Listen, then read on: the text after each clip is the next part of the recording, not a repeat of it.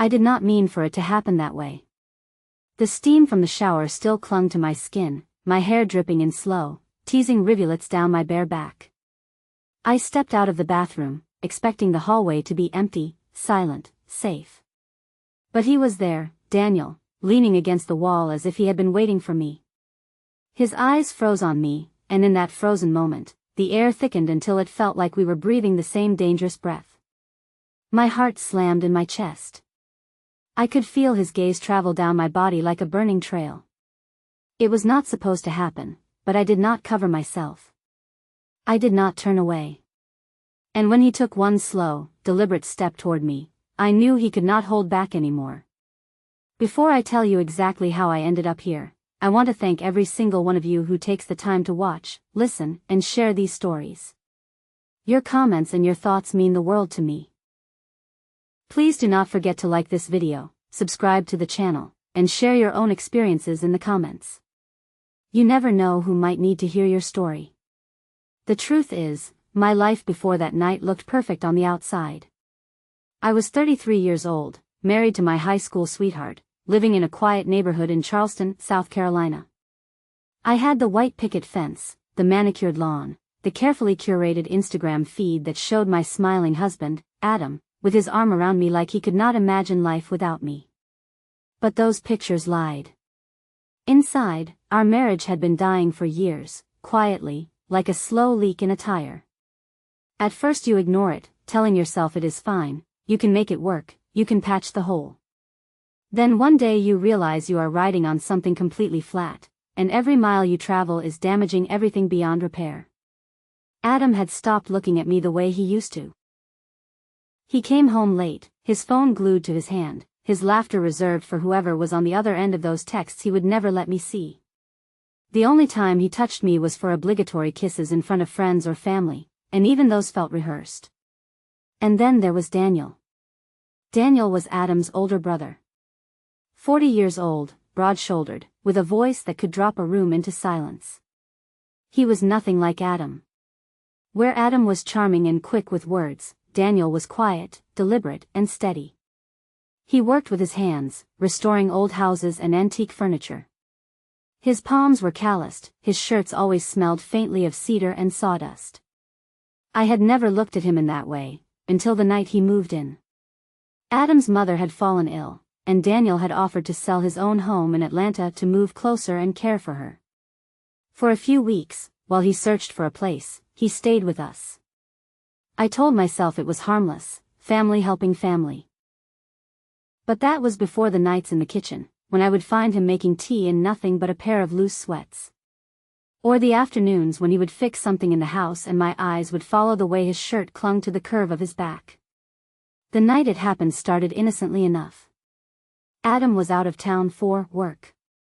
I had stopped believing those trips were about work months ago, but I played the role of the faithful wife anyway. Daniel had been in the garage sanding an old rocking chair. I had been upstairs in my robe, fresh from a long bath, when the power went out. It was pitch black. I could hear Daniel moving around downstairs, his footsteps heavy but calm. I grabbed my phone for light, but my battery had died. With the candles all stored in the kitchen, I wrapped my robe tight and made my way down the stairs. Daniel? My voice was smaller than I intended. I am here, he answered from somewhere near the front door. Transformer must be out. Whole street's dark. As I stepped into the hallway, a sudden draft from the open front door caught me off guard. My robe's knot, loose from the walk, slipped undone. The soft fabric slid from my shoulders before I could catch it, pooling silently at my feet. I froze. He froze. The pale glow from the streetlight outside cast just enough light for him to see me. Completely bare. My skin prickled in the cool air, and every part of me screamed to snatch up the robe and cover myself. But I did not move.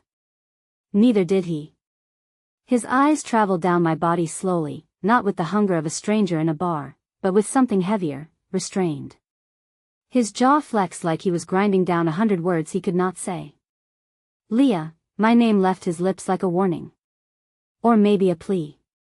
I took one step toward him, my heart pounding so hard I could hear it in my ears. I told myself it was an accident, a moment that would pass, that I would laugh it off in the morning. But deep down, I knew I had been inching toward this moment for weeks. The air between us changed, charged, electric. I could smell the faint mix of his aftershave and sawdust, feel the heat radiating off him even from 2 steps away.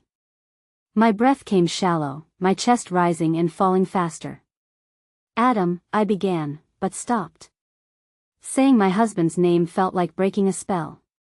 Daniel shook his head, taking a small step back. Do not. And yet, his eyes never left mine. His hand twitched at his side, like he was holding himself back by sheer force of will. The sound of rain began to patter against the porch outside, the kind that makes the world feel smaller, more enclosed.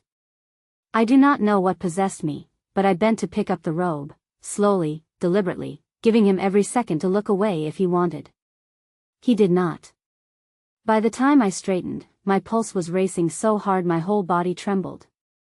I clutched the robe against my chest, but it felt useless. The damage was done. Something had shifted between us, something I could not undo. I turned to walk back upstairs, but his voice stopped me. Leah, he said, low and rough, if you walk away right now, I might make it through the night. I froze at the bottom step. Rain hammered harder against the porch. My fingers tightened around the fabric in my hands. Every rational thought told me to keep moving, to go to bed, to pretend this never happened. Instead, I turned my head just enough to see him over my shoulder. His chest rose and fell, his hands now curled into fists at his sides. His eyes were dark, burning. And that was when I realized, he was not the only one struggling to hold back.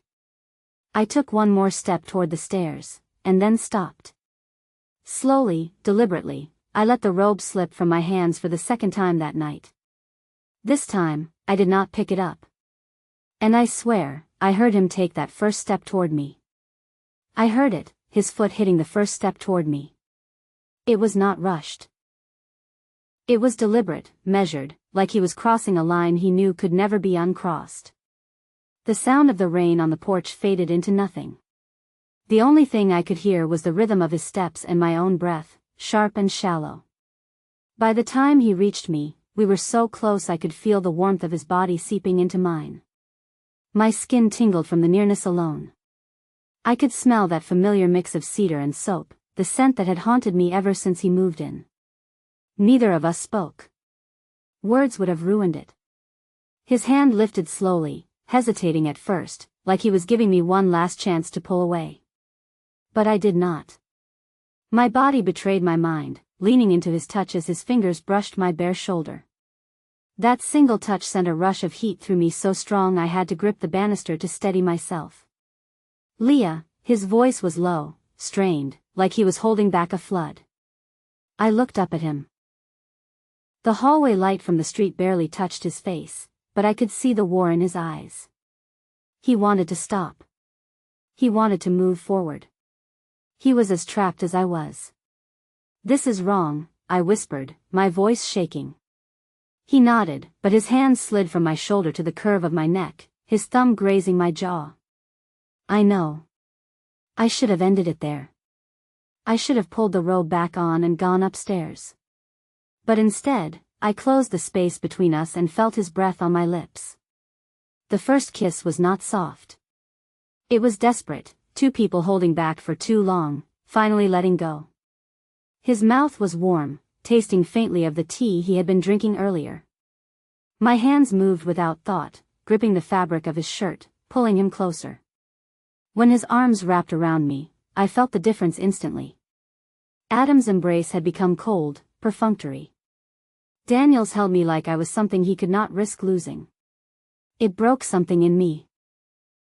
Something that had been holding my loyalty together. I felt his hands trail down my back, fingers pressing lightly, tracing my spine. My knees nearly buckled when his lips moved to my neck. Daniel, my voice caught on his name. He pulled back just enough to look at me. If I start, I will not stop. I searched his face, my heart pounding so hard it hurt. Then do not stop. The sound he made, half groan, half surrender, was the last warning I got before his mouth claimed mine again, harder this time. His hands slid down to my hips, pulling me against him until there was nothing between us but heat and breath. The next moments blurred.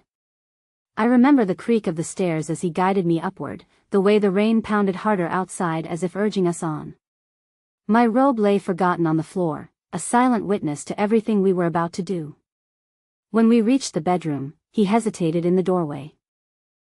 His hand rested against the frame, his head bowed slightly like he was asking himself one last time if this was worth it. Then his eyes lifted to mine, and whatever question he had was answered. He stepped inside. Closed the door. The storm outside roared, lightning flashing briefly through the blinds, illuminating the sharp lines of his face. My pulse was wild, my breathing unsteady. I felt like a teenager again, reckless, trembling, alive. He touched me like he had been memorizing me from a distance, like every glance over the past weeks had been building to this. My skin burned wherever his hands went, my shoulders, my back, the dip of my waist. His lips followed, mapping me like he had all night to learn every part. Every second made me forget Adam more. I do not know how long we stayed like that, tangled in each other, lost in the storm both inside and outside the room. But I know the exact moment guilt crept in. It was when I saw my wedding ring glint in the lightning's light. I froze. Daniel noticed instantly. What is it?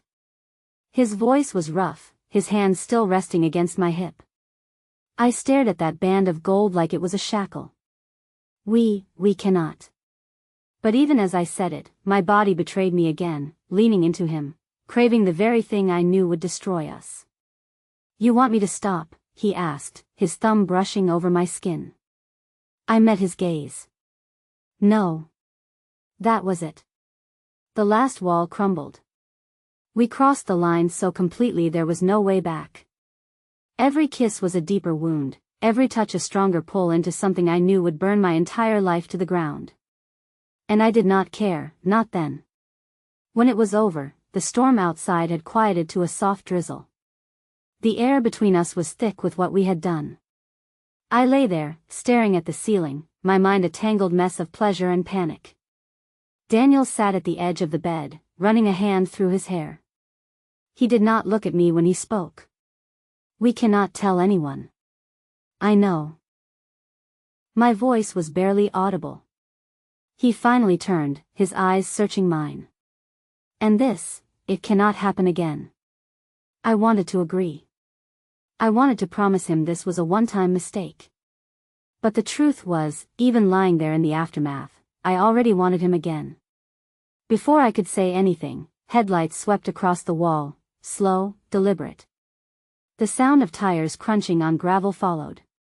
Daniel's head snapped toward the window. My heart stopped. Adam was home. Early. Daniel's voice was a low, sharp whisper. Get dressed.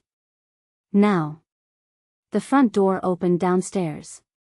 And I knew, no matter how quickly we moved, there was no hiding what had just happened. The sound of the front door closing downstairs felt like a gunshot. Daniel and I froze. My heart slammed against my ribs so hard I thought Adam might hear it from the living room. The faint squeak of his shoes on the hardwood floor echoed through the house.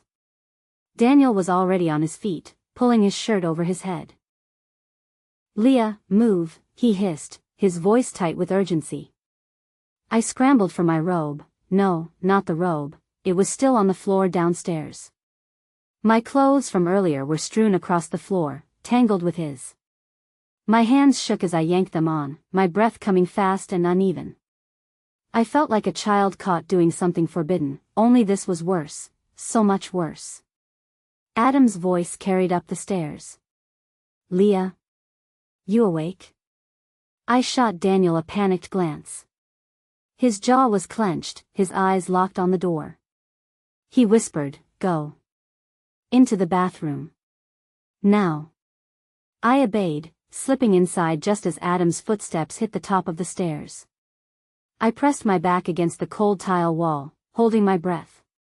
The crack under the door glowed faintly with the hallway light. I could hear my pulse in my ears. The bedroom door creaked open. Daniel? Adam's voice was sharper now. What are you doing in here? There was a beat of silence. My stomach twisted. Daniel's reply was steady, too steady. Just checking a leak in the ceiling. Thought I saw a stain earlier. Adam's footsteps moved across the room, the sound of him glancing around. Where's Leah? Another pause. Up here somewhere, Daniel said. Probably in the bathroom. I knew I had to appear casual. I flushed the toilet, ran the sink for a second, then opened the door with what I prayed was a convincing smile. You are home early. Adam's eyes narrowed instantly. His gaze flicked from my face to my clothes, to Daniel standing by the window. His voice was calm, but there was an edge to it. Yeah. Got in sooner than I thought. Traffic was light. He stepped closer to me, his eyes searching mine like he was trying to read a confession on my skin. Why do you look flushed? My throat went dry. I was just taking a hot bath before the power went out. It was warm in there. His gaze lingered, then shifted to Daniel. And you? No hotel tonight? Daniel's tone was even. Thought I would stay in. The rain was bad earlier. Adam gave a short laugh that held no humor. Right. The rain. He left the room without another word, but the tension he left behind was suffocating. I heard him moving through the house, opening drawers, walking heavier than usual. Daniel and I avoided looking at each other. When Adam finally returned to the bedroom, his expression was different, colder, more calculating. He tossed something onto the bed. My robe. Wet from the rain at the doorway. Found this downstairs, he said, his voice slow and deliberate. Care to explain why it was lying in the hall, wide open? The room went silent. My mouth opened, but no sound came out. Daniel shifted his weight, his hands curling into fists. Adam's eyes cut between us like he was connecting invisible dots. Then his lips curled into a smile that made my stomach turn. You two think I am stupid? Adam, I started, but he raised a hand to stop me. I have been gone a lot lately, Leah. You think I do not know what you have been doing? He stepped closer, his voice lowering to a dangerous calm. You think I have not seen the way you look at him? The way he looks at you? Daniel's jaw tightened. Back off, Adam. Adam turned on him, laughing bitterly. Oh, so you do speak up? You know what is funny? I trusted you more than I trusted her. Something inside me snapped. Do not talk about me like I am not standing here. My voice came out sharper than I intended, but I was done pretending. Maybe if you had been here instead of with whoever you are texting every night, this would not have happened. Adam's face darkened. So it is true. Silence. Heavy, suffocating silence. Daniel took a step forward, his voice firm. Enough. I will pack my things and go. But Adam was not done.